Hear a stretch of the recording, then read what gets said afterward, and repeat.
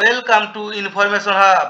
2024-25 বর্ষে OSC scholarship অর্থাৎ pre-matric SC, pre-matric ST, pre-matric OBC, post matric SC, post matric ST, post matric OBC স্কলারশিপের online আবেদন প্রক্রিয়া শুরু হয়েছে। অর্থাৎ নবম শ্রেণী থেকে এসসি, এসটি এবং ওবিসি ছাত্রছাত্রীদের অনলাইন স্কলারশিপের আবেদন প্রক্রিয়া শুরু হয়েছে। এবছর প্রিম্যাট্রিক এবং পোস্ট ম্যাট্রিক এসসি ছাত্রছাত্রীদের জন্য বায়োমেট্রিক ইকেওয়াইসি বাধ্যতামূলক করা হয়েছে। এই বিষয়ে নোটিফিকেশন জারি করেছে ministry of social justice and empowerment. ছাত্রছাত্রীরা তোমরা অনলাইনে আবেদন করার আগে তাই এই ভিডিওটি ভালো করে মন দিয়ে দেখবে, তারপর সব কিছু ঠিক থাকলে অনলাইনে আবেদন করতে যাবে, না হলে কিন্তু বিভিন্ন ধরনের সমস্যায় পড়তে হবে। এখন আমরা দেখে নেব যে নোটিফিকেশনটি জারি করা হয়েছে সেখানে কি বলা আছে। তার আগে একটি কথা, আমার ইউটিউব চ্যানেলটি যদি এখনও পর্যন্ত সাবস্ক্রাইব না করে থাকো, পরবর্তীতে স্কলারশিপ সম্বন্ধীয় আপডেট পাওয়ার জন্য চ্যানেলটি এখনই সাবস্ক্রাইব করে ঘন্টা চিহ্নে ক্লিক করে অল নোটিফিকেশন অন করে রাখুন। ভিডিও ভালো লাগলে লাইক করবেন এবং শেয়ার করে সকলকে এই বিষয়ে জানিয়ে দেবেন। গভর্নমেন্ট অফ ইন্ডিয়ার ministry of social justice and empowerment থেকে এই নোটিশটি করা হয়েছে। বিষয় কি আছে? ইনস্ট্রাকশন হচ্ছে post matric scholarship scheme for SC and pre matric scholarship scheme for SC student and others 2024-25 আর্থিক বর্ষের। এখানে বিভিন্ন ধরনের ইনস্ট্রাকশনগুলো আছে কি আছে। 1 নম্বর পয়েন্টটি কি বলা আছে? For pre matric and post matric scholarship scheme for SC. এখানে আধার বেস বায়োমেট্রিক অথেন্টিকেশন এবং ইকেওয়াইসিটাকে বাধ্যতামূলক করা হয়েছে 2024-25 বর্ষ থেকে। সমস্ত এলিজিবল বেনিফিশিয়ারির জন্য 2024-25 বর্ষে তাদের আধার বেস বায়োমেট্রিক অথেন্টিকেশন এবং ইকেওয়াইসিটা কমপ্লিট করতে হবে অনলাইন অ্যাপ্লিকেশন করার সময়। অর্থাৎ যখন অনলাইনে অ্যাপ্লিকেশন করবে তাদের ফিঙ্গারপ্রিন্ট দিয়ে আধারটাকে ভেরিফিকেশন করতে হবে। 2 নম্বর পয়েন্টে কি বলা আছে? All scholarship payment to be made using Aadhaar payment bridge system. অর্থাৎ আধার লিঙ্কযুক্ত ব্যাঙ্ক অ্যাকাউন্টের মাধ্যমে তাদের পেমেন্ট ছাড়া হবে, অর্থাৎ আধার সিডিং থাকতে হবে। কী জন্য? To ensure the payment are made only to the eligible beneficiary, যাতে এটা নিশ্চিত করতে হবে যে এলিজিবল বেনিফিশিয়ারি অ্যাকাউন্টেই যেন টাকাটা যায়। এই জন্যে আর একটা কী বলা হয়েছে এখানে দেখো, no account base payment are accepted for disbursement of central share under the scholarship scheme. আপনারা জানেন যে যে ওএসসি স্কলারশিপের টাকা 40% রাজ্য দেয় এবং 60% কেন্দ্র দেয়। প্রথমে রাজ্যের টাকা ছাড়ায়, তারপরে কেন্দ্র 60% টাকা ছাড়ে। ওই যে যে সেন্ট্রাল শেয়ার যে 60% টাকা, সেটা কিন্তু অ্যাকাউন্ট বেস পেমেন্ট হবে না, শুধুমাত্র যে আধার লিঙ্ক যুক্ত অর্থাৎ আধার সিটিং যুক্ত ব্যাঙ্ক অ্যাকাউন্টের মাধ্যমেই পেমেন্ট হবে। এবার 3 নম্বর পয়েন্টে কী আছে দেখে দেবো। এখানে বলা আছে real time integration for states portal with NPCI state portal for mandatory to show the real time status of Aadhaar seeding for applicant at the time of the registration। অর্থাৎ অনলাইনে যখন অ্যাপ্লিকেশন করবে সেখানে যে এনপিসিআইটা লিঙ্ক আছে কি অর্থাৎ আধার seeding আছে কি সেটা কিন্তু সেখানে দেখাতে হবে। অর্থাৎ অ্যাপ্লিকেশন করার সময় সেখানে দেখিয়ে দিবে যে তার ব্যাঙ্ক অ্যাকাউন্টের সাথে আধারটা সিডিং আছে কি না। যাতে কী জন্য করা আছে? যাতে আধারের যাতে পেমেন্ট যেত ফেলিওর না হয়, কারণ অনেকের ব্যাঙ্ক অ্যাকাউন্ট বন্ধ হয়ে যায়, সেতে টাকা ফেল হয়ে যায়, সেই জন্য যাতে আধার সিডিং থাকে, তাহলে কিন্তু এই ধরনের প্রবলেম হবে না। 4 নম্বর পয়েন্টে কী বলা আছে? In case of non-seeding of Aadhaar with beneficiary account, INO must ensure that the student Aadhaar seeding is completed and form is finally submitted within the 15 days of registration of application। যদি আধার seeding না থাকে তাহলে কী করতে হবে? আইএনওদের বলা হয়েছে যাতে আধার সিডিংটা যাতে কমপ্লিট হয় এবং অ্যাপ্লিকেশন রেজিস্ট্রেশন করার 15 দিনের মধ্যে তাকে আধার সিডিংটা কমপ্লিট করতে হবে। মানে এখানে কী বলছে? Therefore the state government are requested to ensure that the state share of the scholarship is disburse within the 30 days of INO verification. অর্থাৎ টাকাটা ছাড়ার ব্যাপারে কী বলা হয়েছে?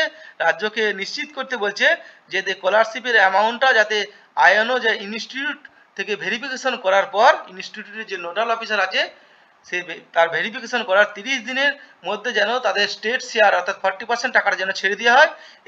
এর জন্য ফলে কী হবে? Reducing the turn around time of scholarship disbursement is extremely important and emphasise of the ministry. অর্থাৎ রাজ্য সরকার প্রথমে টাকা ছেড়ে দিলে পরের কিস্তির টাকাটা দ্রুত তারা যাতে ছাড়তে পারে। 5 নম্বর পয়েন্টে কী বলছে, ডিএনও এবং এসএনওদের রিকোয়েস্ট করা হচ্ছে যাতে আধার সিডিংয়ের জন্য ব্যাংকের সাথে কোঅর্ডিনেশন করে ইনস্টিটিউট লেভেলে যাতে বিভিন্ন ধরনের ক্যাম্প করা যায় আধার সিডিংয়ের জন্য।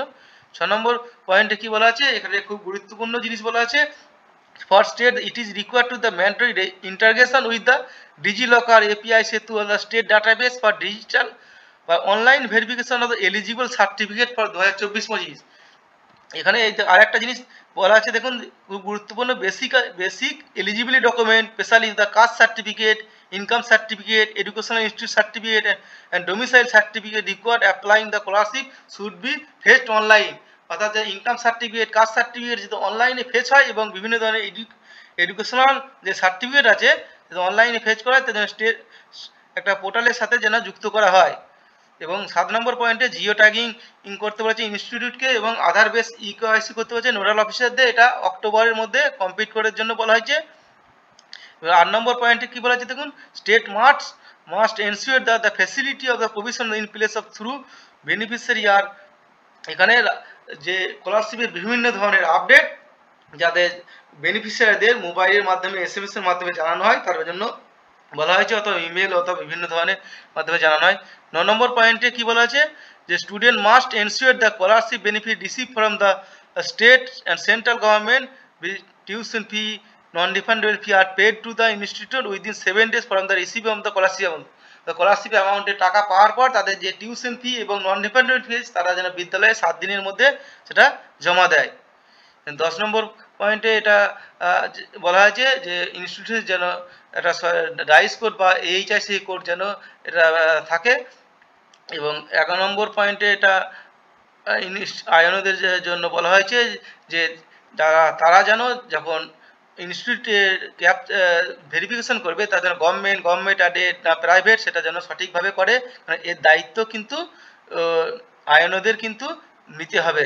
এখানে কি লেখা আছে, INO sir responsible to capture and check verify the type of institution. এরপরে 14 নম্বর পয়েন্টে কি বলা আছে দেখুন, Aadhaar base biometric eKYC for all INO, HOI and DNO এসএনও।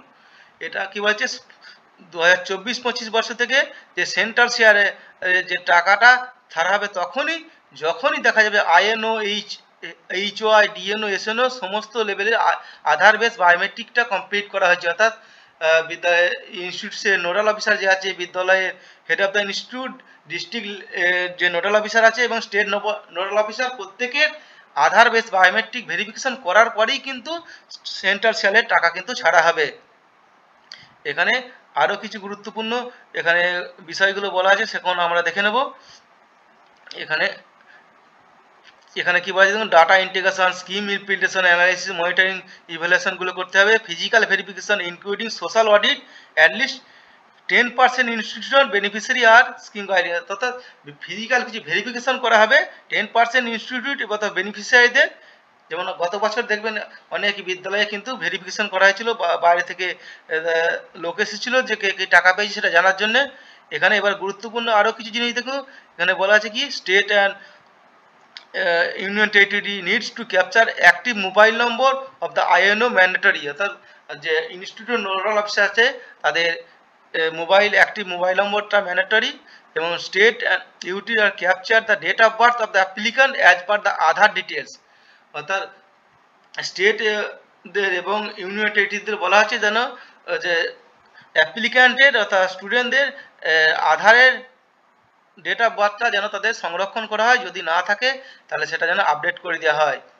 এখানে আর একটা জিনিস কি বলেছে, it is important to retire the all academic allowance for the scholarship are on the annual basis, not on the month or the semester basis. এখানে যে একাডেমিকের যে জন্য টাকা পাওয়া যাবে অর্থাৎ ছাত্রছাত্রীদের, সেটা অ্যানুয়াল বাৎসরিক বেসিসে হবে, কোনো মাসিক বা সেমিস্টার বেসিসে নয়। এখানে আর একটা কি বলা হয়েছে দেখুন, নাবালকদের ক্ষেত্রে যদি গার্জেন অথবা প্যারেন্টদের যে আধার নম্বর দিয়ে বায়োমেট্রিক অথেন্টিকেশন করা হয় যাদের, তাহলে কিন্তু তারই অর্থাৎ যে যার আধার নম্বর দেওয়া হবে তার দিয়ে বায়োমেট্রিক করা হবে। এবং সেক্ষেত্রে যে একজন গার্জেনের দুটোই চিলড্রেনের ক্ষেত্রেই সেটা করা হবে। এখানে আর কিছু এখানে এনএসপির বিভিন্ন গাইডলাইন সম্বন্ধে বলা আছে এবং শেষে এই জিনিসটা খুবই গুরুত্বপূর্ণ। এখানে কি হচ্ছে, attention is invited to the revise instruction letter number একটা দেওয়া আছে, যাতে কি বলা আছে যে আইএনওদের এই বায়োমেট্রিক ইকেওয়াইসি করতে হবে। অর্থাৎ এখানে কি বোঝা গেল যে এবছরে কিন্তু সব থেকে গুরুত্বপূর্ণ হচ্ছে আধারের বায়োমেট্রিকটা অবশ্যই করতে হবে। তাহলে কি কি বিষয় এখন দেখা গেল, আমরা ভালো করে মিলিয়ে নিন।